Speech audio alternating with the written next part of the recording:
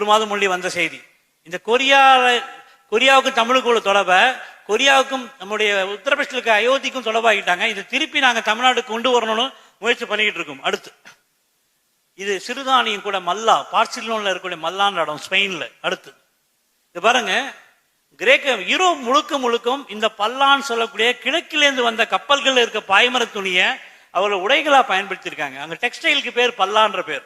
அடுத்து இந்த குமரான் சக்கரவள்ளி கிழங்கு இந்த இந்தோ பசிபிக் கடல் முழுக்கும் குமரான்ற பேர்லயே வணங்கிட்டு இருக்காங்க. அடுத்து இந்த பல்லர் பீன்ஸ் சொல்லக்கூடிய மொச்சக்கொட்டையை இன்னைக்கும் உலக நாடுகளில் குறிப்பா அமெரிக்கா பயன்படுத்திட்டு இருக்காங்க. இதை எனக்கு சொன்னது செல்வாவுடைய அப்பா சொன்னதா சொல்லி தான் இதை நாங்கள் தேட ஆரம்பிச்சோம். எங்களுக்கு நிறைய கிடைச்சது. அடுத்து இது பாருங்க, காலடின்னு சொல்லக்கூடிய காஃபி இன்னைக்கும் சவுத் அமெரிக்கால இருக்கு.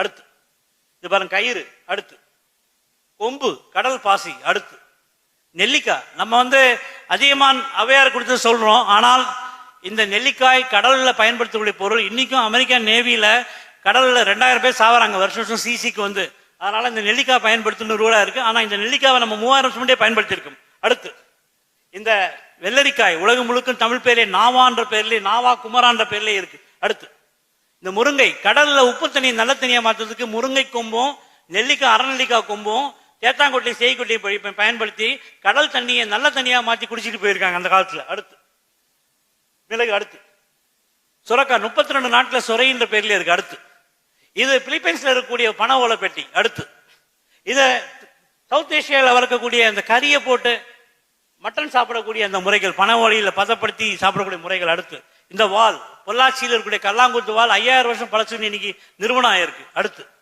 இந்த ஆதித்தனூர் பயன்படுத்தும் சிலைகளும் கொற்கையில பயன்படுத்தும் சிலைகளும் இந்த கும்பகோணம் செய்யக்கூடிய சிலைகளுக்கும் ஒரு தொடர்பு இருக்கு.